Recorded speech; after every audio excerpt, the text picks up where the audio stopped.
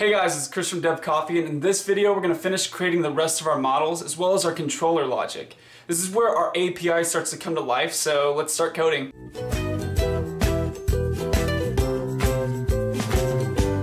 What I found might be really useful is if we mentally map out all of these models. That way we know exactly what we're building once we start coding.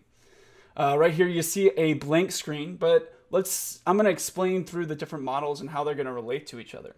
So let's get started with the first one, which we already have, is the user model. This has a username and a password, and it also has some other fields that we'll get into in a second. And then the next thing that we're going to need on Reddit, you have posts. And that has things like a title, a link, a text, and you'll see that underscore creator, right? I'll explain that here in a moment. Let's get the other model. The other model that we'll have are comments. Now, what I want to do for this tutorial is just have a very simple comment system. Now, on Reddit, you'll see that they have different, comments to comments to comments, and the comment chain can go down any number of length.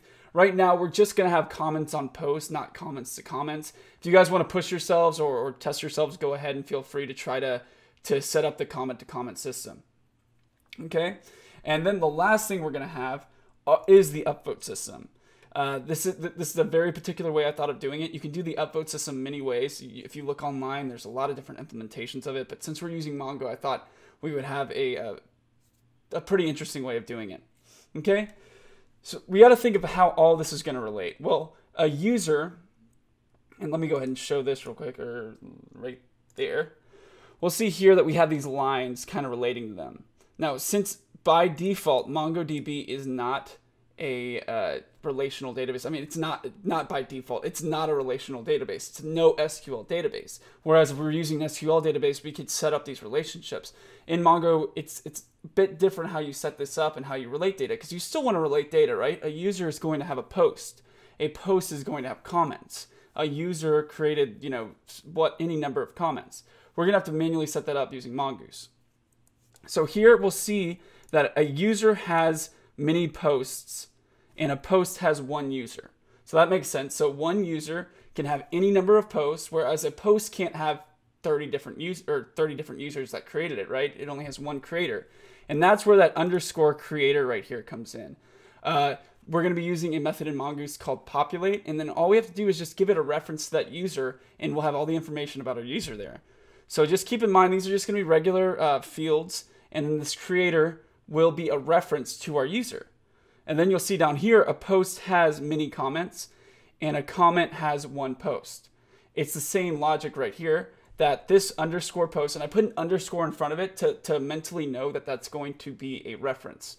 Whenever we start writing this, you want to differentiate between a normal field and a reference, right? Because if they look exactly the same, you might get confused. And as you get people working on the same project, you want to be able to have a difference. And right here, it's going to have the same populate kind of reference. We're going to reference this post, and one comment is going to be on a post. Then you'll also see here that a comment has a creator. Someone created this comment. And that's why I have this set up this way. So a user will also be on a comment. So this will have two references. This will have a reference to the post, and this will have a reference to the person that created the comment. And over here, you might be kind of curious why the vote is in the middle. Well, I couldn't think of a better place to put it. But if you think about it, there's two different types of votes. There's a vote on a post, and there's a vote on a comment. And you'll also see this field right here is upvote. Now, I actually ended up changing this to amount, but it is important because we don't want to make two different fields here, or two different collections here. If we have two different collections that is upvote and downvote, it's going to get extremely, extremely confusing. We want to have one that accomplishes both things, that indicates an upvote and downvote.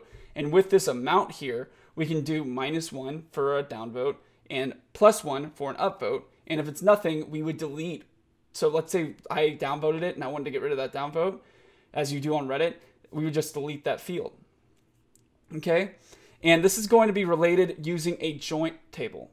This is a very common practice in Mongo, since there isn't kind of, relationship set up, because it's not a relational database. You set these joint tables that has both the user ID this is going to relate that, the post ID, and the comment ID. Now, I have both of these here, but this is going to be either one. So if this is an upvote on a post, it's only going to have the post ID. If it's an upvote on a comment, it's going to only have the comment ID, but it'll always have the user ID because you need to know if the user did upvote that, or else they're going to be able to upvote it any number of times.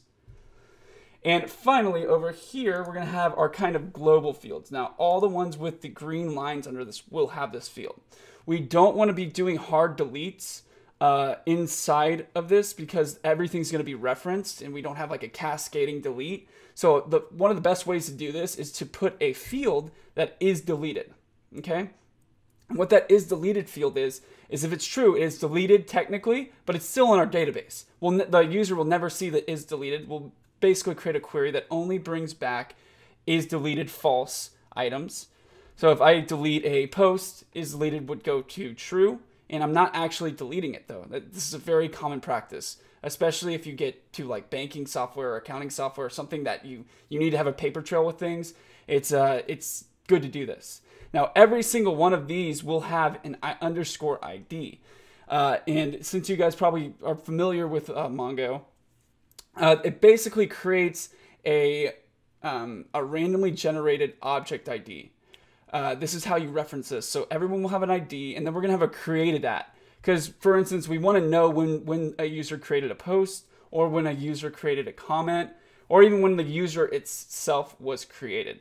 Now, having these set up with default values is pretty important. So guys, I was looking back editing this video, and I forgot a really, really important field, and that is the comments field right here. This is a array reference to the comment model, and notice that it's array because we're going to have multiple comments in there that will reference, and with the populate method in Mongoose, we can do that a really cool way. Just keep this in mind. We're going to explain it a lot more in depth. So I think we're ready to get into it now. So if you guys don't have the code already, I went ahead and just uploaded part 2 on GitHub. So you can just go ahead and do a quick git clone of this repo and then an npm install, and you'll be right where we were from the end of last video. So I've already went ahead and did that right here. Make sure you have your MongoDB running and your Mongo Console running. We're going to be using it a decent amount. And then open up your text editor right over here. And we'll let that load in real quick. Okay, cool. So to get started, what we're going to do is just start mentally mapping out, or not mentally, actually creating these models. Let's create, so we already have the user model. Let's create the post model. So just make a new file in the models directory, and we'll do post.js, and we're just going to copy this from, so we're going to go to our user.js, copy it and paste it, and then where it says user schema, just replace it with post schema, because this is just going to be the relatively the same setup. Then over here where it says user, change every reference to, capital user, so right here, right here, right here, to post. All right, and then we can say, we can actually just get rid of that right there, and we'll get rid of these models. Now, what we'll have is first a title, which this is going to be a type of string, and then we're going to, it's going to be required true. Now, we're not going to do too much validation for this. Let's just get the models up, and we can do validation either in another video, or you guys can do it while we go. And then we're going to do link, which will also be a string, and it's required. Actually, it's not required. It's just going to be, and let me show you a shorthand way of doing this. The reason why link is required, because you can either do a text post or a link. So we're going to have to write logic that it's either one of those is true, but let's not do it right here. We're going to do it in the controller. And this will just be string. If you don't have any other extra options, you don't have to pass an object here. You can just actually just put the data type and it'll work fine. Okay, so we have the link, then we'll have the text, which will also be a string, and then let's see, the is deleted. This is what we were talking about earlier. Is deleted will be a type of Boolean, and its default will be false. Okay. Then created at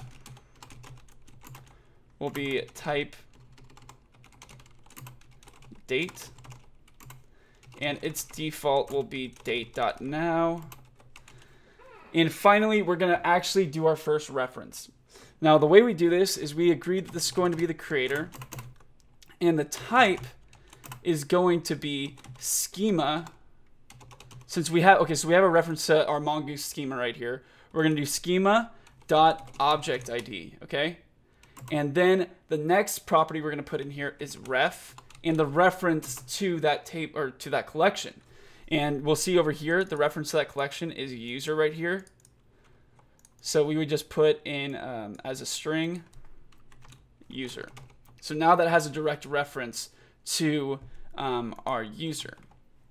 And this should be pretty much good to go. All we have to do, now let's start with this. Again, our workflow is going to be model, then create our controller, and then hand it off to the route, and it should be fine for our API. So let's make a, since we don't already have a post controller, we'll make it post controller.js. And we'll just, I think we can just copy this. Copy your basic controller, replace the basic controller with post controller. All right, and let's do a, so this, instead of a get, this is going to be a post, because again, we're going to be creating a post. Now don't get confused, it's .post because that's the HTTP action, and this just so happens to be called, our model is called post as well. All right, so what are we going to expect to get passed in here? So let's get these few values using destructuring with ES2015, and we're going to target our body. We're going to get the title, the text, the link, also the user ID. Now right here, what's important to remember is we will not be passing in the user ID. The reason why is if somebody knows our API endpoints and everything, they can start passing in the user IDs and post on someone else's behalf. What's going to happen here whenever we go into the authentication video is we'll get this from their JWT. So whenever they log in, we'll have an encrypted token that we can get their user ID for. But since we're just testing right now, let's go ahead and just pass in our user ID. But just keep in mind that we're going to be getting this from our JSON web token. Okay, and what we're going to want to do here, we're going to want to import our models, like we did in last video, is import db from, so current directory, which is controllers, then up one, then models, and then we're fine, because that will target this index. And then something else, I'm really happy that I remember this. The workflow is to create your model and then import your model into this file. Because again, we're referencing this index, we need to have a reference to that. We're not directly pulling in our post. And then just add the post to this object right here, and we're good to go. So now this will work. It wouldn't have worked otherwise. Now we'll do db, or actually what we'll do, we'll create a constant called post and set it equal to a new db.post. All right, and then we'll just pass in our different values. So we'll have a title, a text, a link, and it's going to be an underscore creator. It's not going to be, I'm not going to pass in user ID here. The value will be user ID. Again, if you guys aren't familiar with ES2015, instead of me just passing in, you know, like this, the shorthand way of, because like I would have to do this, which is kind of repetitive, because if I know the property name is the same as the variable name, you can just go ahead and shorthand it by just putting it in right there. But since this property name is different, we're going to want to put the property name and then the value. Okay, so now we're going to want to save this. Okay, this is going to be a promise, so we're going to have a then and a catch. And we'll have a similar, so we're just going to do res.status 500. Just FYI, we're going to be coming up with a way better workflow for this. Instead of, you know, passing in the error and like putting a message, we'll come up with better error catching. So if people start consuming our API, they'll know exactly what's going on instead of us just giving 500s and passing the long object message. And then over here, what will be in here is a new post, and we'll just return that new post. And then it's success, true, and then the data will be new post. Is that what we did on the user controller's data? Yes. All right. Now the final step here is to just go into our routes, and we're going to import. So do another import, our post controller, and make a new section, post routes. Then routes.post / we'll do post. This is going to get confusing again because the HTTP method is called post. Then we'll do post controller dot post. And that, for the most part, should be set up. All right, let's go ahead and test this. Now, let's keep in mind what we're going to be passing is the user ID, the link, the text, and the title. Again, we're going to want some form of validation here to make sure that this is getting passed. We do have it on our database side, but we're going to want to make sure that either the text or link are passed. We can't pass both because in Reddit, that's just how it works. So we're going to want to write validation with either text or link, not both. Both, yeah. Just for a mental note. All right, so let's go to our MongoDB console. And to get into this, if you guys aren't familiar, so I have a MongoDB instance running right here. Or actually, I don't. That's good that So I went ahead and start up my MongoDB instance. And to get into the console, what I have to do is sudo mongo. Okay? And then over here, I'm in the shell right now. So I can do use dev coffee. I think that's what I call my database. Let me check. Where was it at? App. There we go. Yeah, it's called dev coffee. So use dev coffee. Make sure that you are targeting that one. So now if I go dbusers.find.pretty, again, pretty formats it way better. I'll see that I have this user right here that we created last time. Let's copy this object ID because again, we're manually passing in the user ID, and I think we should be set. We're going to go to our postman, and this will be localhost 3000 /API/post. Okay, and this will be a post, so make sure to change this to post and go to the body, raw, and it's going to be a JSON object. Okay, we'll start with passing in the user ID so we can get that out of the way. Oh, whoops. Make sure both of them are quotes. All right, then we'll make a title, which will be super cool link. It's a really, really fancy title, right? And then the link, let's get like a random link here. Actually, we'll just go like google.com. And that's it. So we're not going to pass a text here. We totally could because we have no validation to stop that. But that should be it. Let's just make sure that we're passing in the right parameters here. Yep, and we're good. So if we hit send, this should work. So it did not get a response. Let's see why that is. That's because we're not running our server. That's probably a good reason why that's happening. I forgot to run the server. So make sure you're running your server, and then we'll hit send, and we'll see unexpected token. And that is at position 90. Okay. Is that probably because I'm sending in? Oh, forgot the quotation mark right there. Whoops. All right, there we go. So we did create the post right there. I just kind of fudged up and put the, I didn't put the closing quote. But we'll see here that it has all of our default fields. It has a timestamp it created at. It has the is deleted false, just like we set up. A automatically generated ID. Who the creator is, which is in this case an object ID that we passed in. The link and the title. Okay, so the next step is probably getting the data. This should be pretty simple. All right, so we'll go over here and we'll make a new method. So post controller dot get all. We want to make this get all because we want to differentiate between getting one single one that might have more information, such as all the comments, and just getting all the posts so we can display a front page. And this is going to be a method with request response. And I think we don't even need to pass anything. All we need to do is db post.find. So just find all of them, pass an empty object there that will find all of them for you. Then this is going to be just the posts. And we'll just copy this catch right here. Forgot the semicolon right there too. Okay, and then we'll do db dot res return res dot status 200 dot JSON, and we'll do success true, and we'll pass in the data, which will be the posts. And it should just be that one post, but let's go ahead and I guess let's make another super cool link, and this will be reddit.com. Okay, that's like pretty beta, I guess, or meta.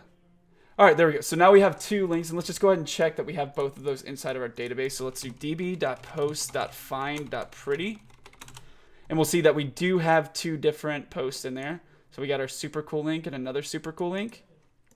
All right. Now that we have this logic written out, let's just make sure it works. So all we're doing is finding all of them, and then we're displaying them. And this is going to work, but not as we would expect it. And I'll explain why here in a second. Then we'll go over to our routes. We'll make a new route. Let's call this route dot, this is going to be a get, and we'll do posts.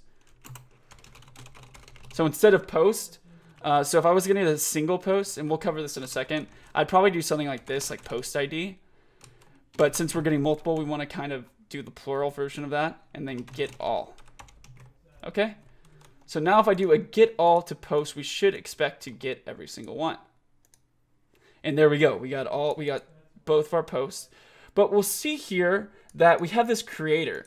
And right, we expect probably to get the username, maybe like some other information about our user. But we're just getting this this object ID, and that's not good. So for us to actually get the reference, the actual reference to this is really cool. This is where Mongoose comes into play. So we can do .find, and I'll have to check .populate, okay? And in populate, we give it a path. So what's the reference? Which will be user. Okay. And actually, sorry, the path is creator. And I think that's it. I think all we need to do is pass in the path and the field name. Okay. And let's see if that works out for us. There we go. So now we see that we get the creator right there. So if we do creator username, we'll have devcoffee. But something that's really not good is we're passing in the unhashed password. So pretty much if you go look at our post, you're going to see all of the users' passwords that posted that. To actually stop this from happening, we can specify the fields we want to return. Okay, so to do this, we're going to add another property to our populate, and we're going to do a select. And in a string, basically you're going to have every field spaced out. So every space is going to be a different field. So we want the username, and that's it. So we'll save that, and that will restart. Then you'll see we'll only have our username. And again, if we want another more information, we could do created at, which we don't actually have a created at because we haven't added the created at field whenever we did this. Let's go ahead and fix that. Okay, so now it'll have the created at field, and then we actually need to do the is deleted because we did not do that either. All right. But to keep this in mind, we've changed this model. So if we go to db.users.find.pretty, we'll see here that it doesn't have any of those fields because we didn't have this set up whenever we created our user. We're going to have to create a new user here in a second. But since we already have this set up, let me go ahead and show you how to remove fields. So you'll see the ID is here. And we probably don't want to be showing the ID through our API, or we don't have any use for the ID. That's always there by default. To get rid of this, we're going to do a -_ID. Okay, if we ever want to get rid of the ID, then we'll rerun this. And we'll see that now all we have is the username, which is devcoffee. This is getting really cool, guys. We kind of got this references down, and we set up the post. I think we're pretty much good with the post for right now. Okay, so let's go ahead and bite the bullet and create a new user. That way we have that is deleted and that created at field because right now we do not have that. So let's go ahead and remove our users by just passing in db.users.remove, and what you pass in is an empty object to remove. Now you don't want to do this if you have a ton of data, because this removes every single thing inside of that collection. You can see that I have one removed, and then we're gonna have to remove the post because we have that reference to that user that will no longer exist. Okay, so now we deleted both our posts and our users. So let's go over here and make a new user. And this will be the sign up, I believe. And we'll go to our post. Let's copy this so we can just paste this back. And I think, okay, so all we have is the username, which will be devcoffee. And then the password, which is something random.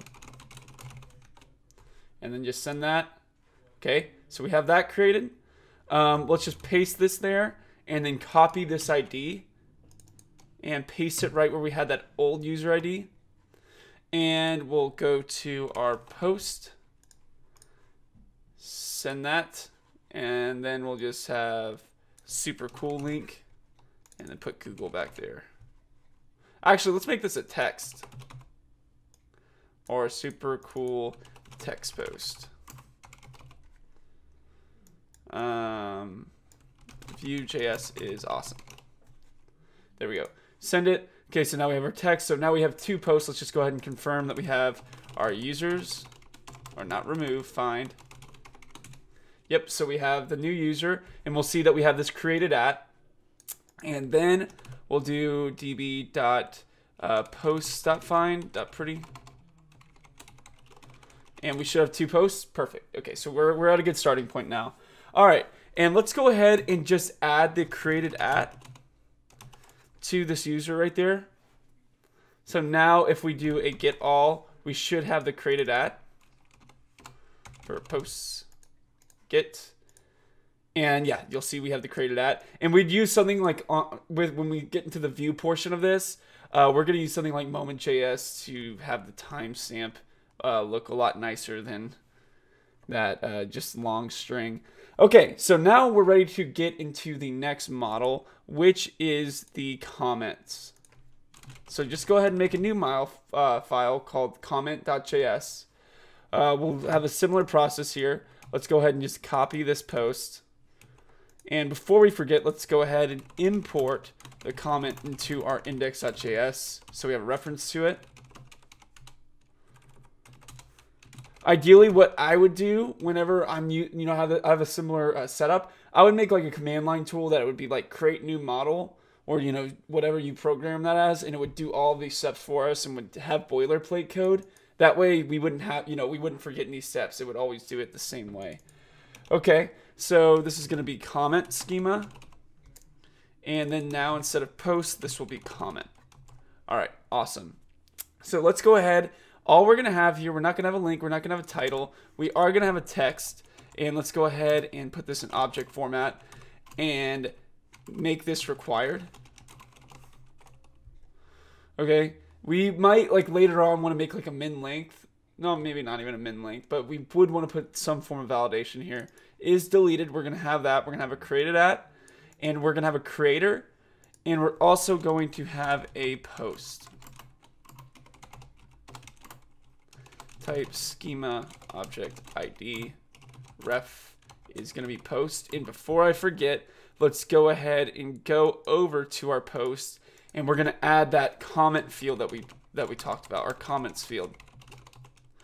And notice this. So what this is going to be is it's going to be a reference to all of our different comments that we have that are on this post, because we're going to have the post or the comment relating to the post and the post relating to all the comments that are with it. So in order to do this, instead of me just passing, saying an object here, if I want to say, hey, this is going to be multiple, I would put an array right here and then put your comment, or put your object right here. So this would be the same if I were to do like array of strings. So this is an array of strings or something. I'm just doing, hey, this is an array of object type or object IDs. I'm gonna do my spaces. Schema.object ID. And then the reference is going to be comment. All right, and that should be good. Now, something I want to actually do, and I'll leave the populate the way that we have it in the controller, but we have access with Mongoose to what's known as middleware hooks. It's very similar to, or almost the same thing as it is in Express, but we'll see here. So look at this. So if I want to do something that happens, let's say whenever I find something or whenever I save or delete something, I can basically say comment schema dot pre, or I could do that dot after, but pre is, hey, this happens before. And then I say the action type. So I want to do before find. I want to, let's say, auto-populate the creator. Let me go ahead and make a method called auto-populate creator. All right. And this is going to be actually just a function that has next. Basically, we want to pass, to run the next whenever we're done with this. And it's going to be this.populate. And then I pass in, similar to that, path, which is going to be creator. And then I want to select the fields. And that field is going to be the username, created at, and then minus the ID. And this will work the exact same as it is over here whenever we did it inline on the find. So technically we could do the same thing right over here on the in the post model and just get rid of this and it would automatically do it. But I like to have that there so you guys know both ways of doing it. And you guys can change it if you want. So now all we have to do is put auto populate creator. And what will happen here, and let's put our next so it doesn't just spin. So what will happen here before we do a find, you could do it like on a find one or find by ID, whatever different actions. You guys can go look up documentation to see all the different actions that could happen to where you could have a middleware with. And it's going to run this method or function, and pretty much it'll just populate the fields and then continue on with the query. All right, awesome. So this looks like it's pretty, yeah, it looks like we're good here. So let's make our controller. And this is going to be comment controller.js. And once again, I guess we'll just copy this this user controller and then do comment controller and take this out. And what this is going to have is it's going to have a user ID again. I want to remind you that we are going to be getting that from the JWT, so we're just doing this for testing purposes, passing in the user ID. I'm trying to think, or actually, yeah, we do need the user ID. We're going to need the text. We're going to need the post ID. And I think that's really it. That's all we need to be passing to this, because everything, so we got that, we got the user ID and the post ID. Cool. All right. So what we can do now, let's go back, right there, and change this to post, or sorry, comment. This is going to be db.comment, create a new comment, and we're going to pass in the text. Then the creator will be the user ID, and then the post will be the post ID. Pretty similar flow to how we had it last time, and now this is going to be a new comment. Okay, and we're going to have an additional step here as opposed to what we did before. So what we did before is all we did was save the post. But you got to keep in mind that we're saving this comment, and we have a reference to the post, but we got to give the post a reference to our comment. And remember how we had that array there? So what we do is we're going to go ahead and we're going to have access to our db.post. I believe it's update. Let me go ahead and, okay, so find by ID and update. I got notes on the other screen just to make sure I don't forget this. And what we pass in, so what find by ID does in update is it does exactly what it says. We'll pass in the post ID here, and it'll go ahead and find that there. And then we can go ahead and run what we want to change. And what we want to change is we want to push that object ID to, and oh man, I think I just forgot. Did I add the comments before I created? Okay, yeah, so I'm gonna have to recreate both of these That was my mistake. I'm gonna have to recreate both of these because they don't have the empty comments array field. All right, but we do a post or push, and then we're gonna push to comments, new comment dot underscore ID. So you know how we have this object that gets passed to us whenever it gets created? Well, that is, we're gonna basically just give it a reference to our object ID, which is new comment dot underscore ID. And I'll show you that exactly what that looks like here in a second. Then we'll have it then. This will have like some data, and then we'll have a catch. So we're kind of nesting these promises within one another. All right, and we'll have the same thing. Again, we're gonna have better header catching in a little bit. And instead of passing the new user, we'll pass this. Let's not call this data. Let's call this post, or existing post is what it should be. And we'll just pass the existing post so we can see it. All right, and this should work. This should be pretty, yeah, okay, so we have the post. Let's go ahead and create those. So let's remove the posts. Whoops. Let's remove both those posts and just create new ones real quick. That way it does have that field. Oh, do we have an error? So it looks like we do have an error. Okay, yeah. My bad. I meant to put a comma there. There we go. Man, I always think about those mistakes that I make, and you guys are like, oh my gosh, the guy, you know, Chris didn't even see that. And I have another error. Comment schema. Yes, I did not do that camel case. So 2 errors. I need to be looking at this error log as I'm programming. Okay, cool. So hopefully you guys correct those mistakes if you were following exactly along. So let's go ahead and post that. All right, so now we have that, and you'll notice that we have this empty comments array as specified right here. And then we'll make another one, which will just be a link. And we'll call it another. Super awesome. Ideally, and I don't know if you guys are familiar with this, but we would have some type of seeder method if we were testing a lot and we needed to wipe the database quite a bit, that would basically do all of these fields for us. We would just run like a file and it would seed all the data. It would check if it's existing. That way we have starting data to play around with. You guys could probably set that up if you wanted to, but we're not going to do that in this tutorial. Anyways, okay. So now what I think we're ready to do is go to our routes, import our comment controller, make a new section called comment routes, then routes.post comment, and then comment controller dot post. All right, and I think we're ready to test this endpoint out. Let's make sure there's no errors. So we're good. And all we have to pass is the text, the user ID, and the post ID. Now let's go ahead. I think we have a post ID right here.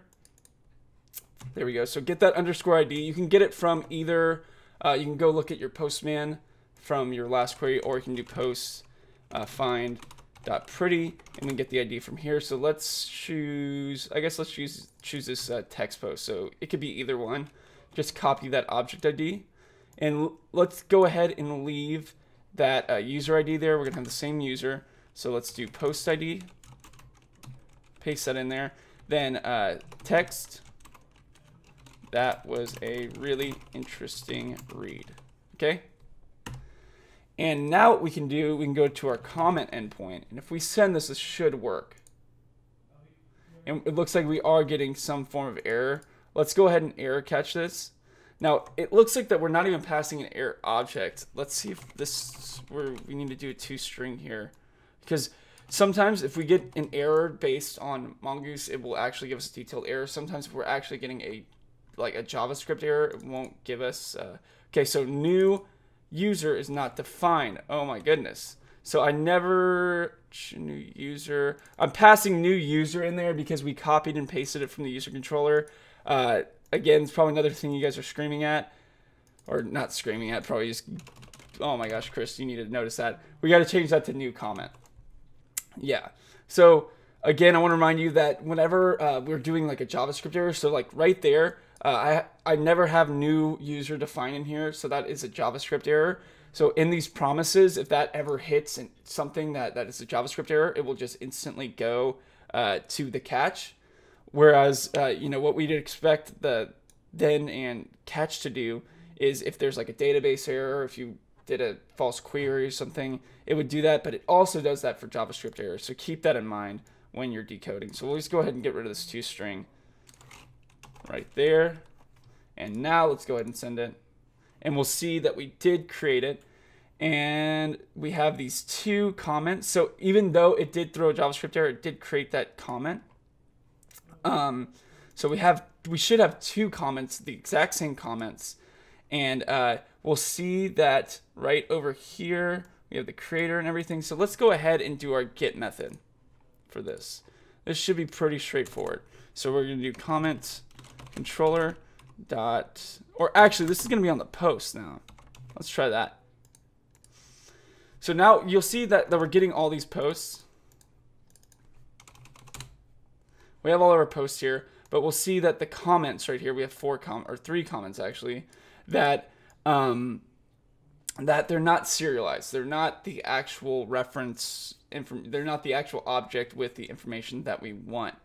Well, what we can do is we're going to do another populate. So we're going to do populate, and the path will be, you guessed it, underscore comments. And let's just do that. We won't do a select for right now. So if I send this, we'll see that we get our comments right here.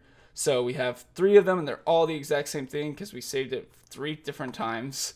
So we got, that was a really interesting read, that was really interesting read, that was a really interesting read. That's because even though the error happened, it still saved the comment. So we'd want to come through and delete the, or delete this.